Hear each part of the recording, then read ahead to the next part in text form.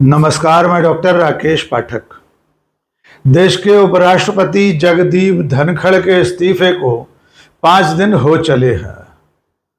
तब से लेकर अब तक इतने तरह के कयास लगाए जा चुके हैं कि असल में उपराष्ट्रपति ने अपने पद से इस्तीफा क्यों दिया है। कयास तो ये भी लगाए जा रहे हैं कि उन्होंने खुद इस्तीफा दिया है या उनसे जबरन इस्तीफा लिया गया है, और इसी की संभावनाएं ज्यादा बताई जा रही हैं। लेकिन इन तमाम वजहों के बीच में अब एक और बात सामने आ रही है। राजधानी दिल्ली के सत्ता के गलियारों में ये खबर भी दीवारों के कान सुन रहे हैं कि कहीं उपराष्ट्रपति जगदीप धनखड़ के ऊपर पेगासस का फंदा तो नहीं कसा गया था।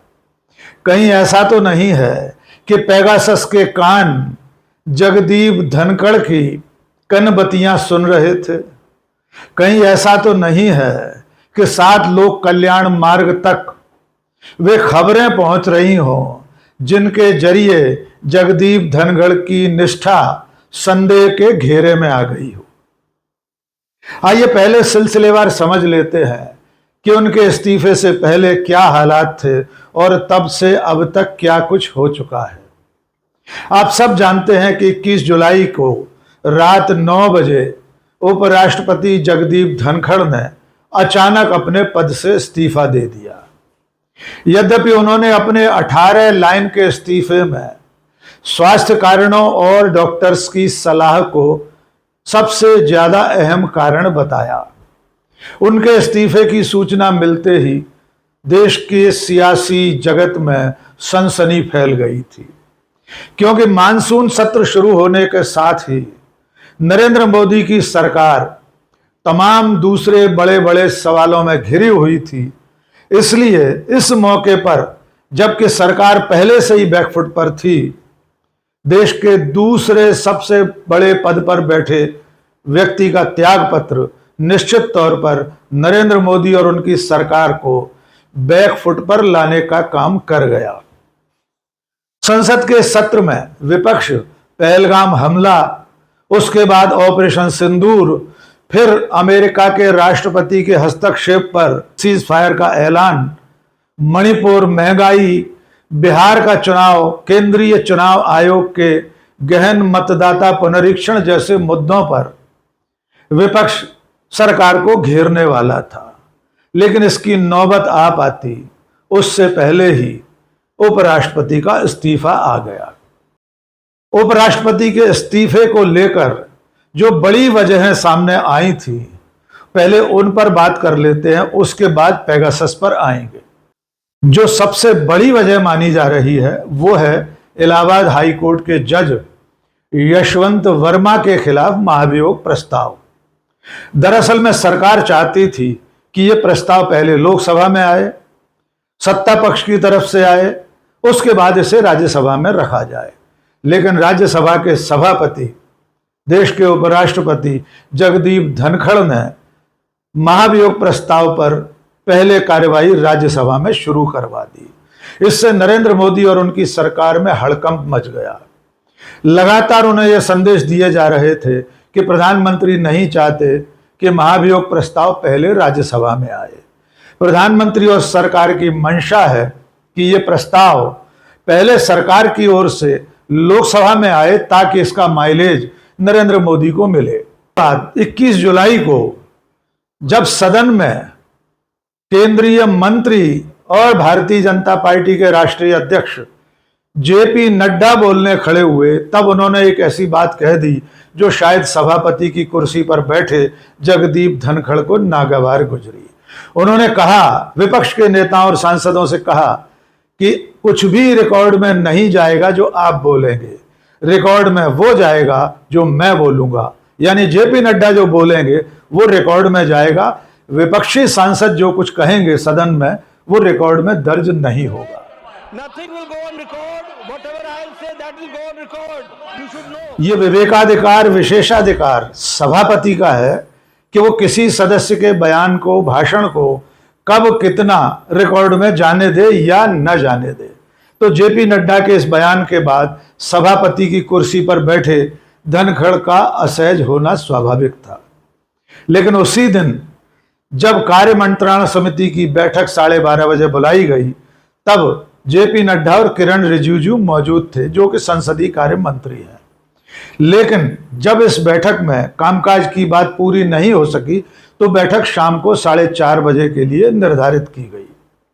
जब दोबारा 4:30 बजे बैठक शुरू हुई तो जेपी नड्डा और संसदीय कार्य मंत्री किरण रिजिजू बैठक में मौजूद नहीं रहे। उनकी गैर मौजूदगी एक तरह से प्रधानमंत्री और सरकार का संदेश था कि उपराष्ट्रपति महोदय जो कुछ कर रहे हैं वो सरकार नापसंद कर रही है। इसके बाद बैठक अगले दिन के लिए निर्धारित की गई, दोपहर 1 बजे के लिए। लेकिन अगला दिन आ पाता उससे पहले ही जगदीप धनखड़ ने रात 9 बजे इस्तीफा दे दिया।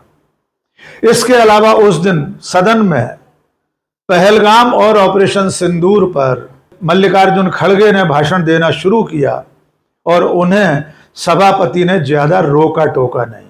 सभापति जगदीप धनखड़ ने यह तक कह दिया कि इस मुद्दे पर विपक्ष जब तक और जितनी चर्चा कराना चाहेगा वे चर्चा कराने को तैयार है। Is ready for discussion.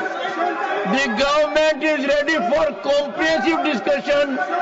I will meet with the leaders, settle for a discussion, and I will ensure full-fledged discussion for as much time as you want.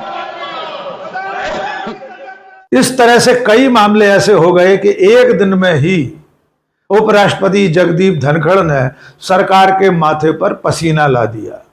लेकिन उससे भी ज्यादा महत्वपूर्ण बात यह है कि उनके त्याग पत्र के बाद जिस तरह प्रधानमंत्री नरेंद्र मोदी ने अगले 15 घंटे तक चुप्पी साध कर रखी, उससे पूरी भारतीय जनता पार्टी और सरकार का रवैया सामने आ गया। एकदम स्पष्ट था कि सरकार और प्रधानमंत्री नरेंद्र मोदी जगदीप धनखड़ से बुरी तरह खफा है।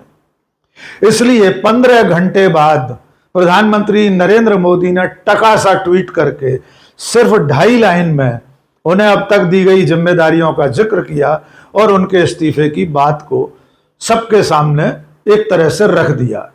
लेकिन इसके बाद भी पूरी भारतीय जनता पार्टी में सन्नाटा कायम रहा। प्रधानमंत्री की नाराजगी का पता इस बात से भी चला कि उपराष्ट्रपति को कोई औपचारिक विदाई देने का समारोह आयोजित नहीं हो रहा है। उन्हें अपना फेयरवेल स्पीच देने का मौका भी ये सरकार नहीं दे रही। सबसे ज्यादा मजेदार बात यह है कि जो विपक्ष, कांग्रेस पार्टी और इंडिया गठबंधन के बाकी दल पिछले इतने समय से इन्हीं सभापति, इन्हीं उपराष्ट्रपति के कामकाज और रवैये से बुरी तरह पीड़ित थे, इतने परेशान और पीड़ित थे कि सिर्फ 6 महीने पहले इन्हीं जगदीप धनखड़ के खिलाफ अविश्वास प्रस्ताव लेकर आया था। वही विपक्ष अब उनके इस इस्तीफे के बाद उनके पक्ष में खड़ा दिखाई दे रहा है। कांग्रेस के राज्यसभा सांसद जयराम रमेश तो इस्तीफे के बाद से ही लगातार उनके पक्ष में ट्वीट कर रहे हैं। इसके अलावा उन्होंने राज्यसभा के सदस्यों के विदाई समारोह के साथ उपराष्ट्रपति जगदीप धनखड़ के भी विदाई समारोह के आयोजन की बात रखी है। उन्होंने सरकार से कहा है कि जिस तरह बाकी के 7 सांसद जो रिटायर हो रहे हैं, जिन्हें फेयरवेल दिया जा रहा है, उसके साथ साथ उपराष्ट्रपति को भी औपचारिक रूप से विदाई देना चाहिए। लेकिन सरकार ने जयराम रमेश के इस प्रस्ताव को खारिज कर दिया है। तो कुल मिलाकर भारतीय जनता पार्टी, नरेंद्र मोदी की सरकार इस वक्त जगदीप धनखड़ को ताल ठोककर हाशिए पर धकेल रही है और विपक्ष उनके साथ खड़ा है। अब इस पर बात करते हैं जिसकी हमने शुरू में चर्चा की थी कि असल में इसके पीछे एक वजह और हो सकती है। वो वजह है उपराष्ट्रपति जगदीप धनखड़ की विपक्षी दलों और विपक्ष के नेताओं से बढ़ती हुई पीढ़ें। इस तरह की खबरें सामने आ रही हैं कि पिछले कुछ समय से जगदीप धनखड़ विपक्ष के बड़े बड़े नेताओं से गोपनीय रूप से मिल रहे थे। उनकी कई अलग अलग विषयों पर चर्चाएं चल रही थी। और इन चर्चाओं की खबर पेगासस के जरिए उपराष्ट्रपति की सारी गतिविधियों को बिग ब्रदर के रूप में कहीं देखा सुना जा रहा था। और ये इसलिए हैरान करने वाली बात नहीं है क्योंकि जब पेगासस का जिन्न बोतल से बाहर आया था तब इस तरह की खबरें सामने आई थी। अंतर्राष्ट्रीय स्तर पर बड़े बड़े मीडिया संस्थानों ने, मीडिया कंसोर्टियम ने इस तरह की खबर दी थी कि नरेंद्र मोदी की सरकार ने अपनी सरकार के मंत्रियों सहित देश भर के तमाम पत्रकारों और सरकार विरोधी लोगों पर पेगासस लगा रखा था। यानी पेगासस के जरिए, पेगासस स्पाईवेयर के जरिए जासूसी चल रही थी। दिल्ली के सत्ता के गलियारों में अब धीरे धीरे ये खबर भी सरगर्म हो रही है कि कहीं जगदीप धनखड़ पर भी पेगासस का फंदा तो नहीं कसा हुआ था, कहीं ऐसा तो नहीं कि उनकी सारी गतिविधियां सत्ता के शीर्ष पर बैठे लोग सुन रहे थे, देख रहे थे, जान रहे थे और इसीलिए उन्हें इस्तीफा देने पर मजबूर किया गया। और इस्तीफा देने के बाद से अब तक जगदीप धनखड़ पूरी तरह से परिदृश्य से गायब हैं। वे कहाँ हैं, किस हाल में हैं, क्या कर रहे हैं, उनकी आगामी गतिविधियां क्या हैं, इसकी कोई खबर देश को नहीं है। न वे किसी सार्वजनिक समारोह में देखे गए हैं, न उनका कोई बयान आया है। इस्तीफे के बाद से अब तक उनकी किसी गतिविधि को दर्ज नहीं किया गया है।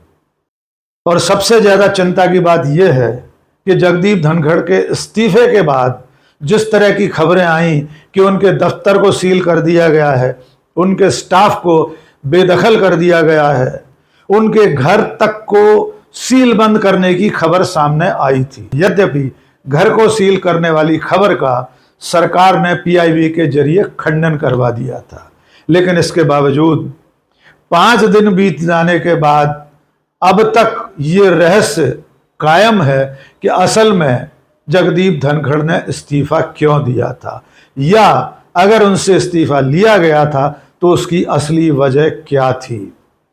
और जब तक वे खुद सामने आकर अपना पक्ष नहीं रखेंगे ये रहस्य ही बना रहेगा, क्योंकि राजनीति बहुत टेढ़ी खीर है। दुष्यंत कुमार जी के शेर के साथ अपनी बात खत्म करता हूं।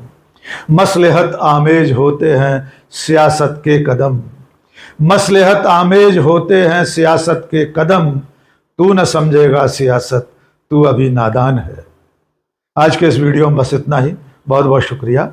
जय हिंद।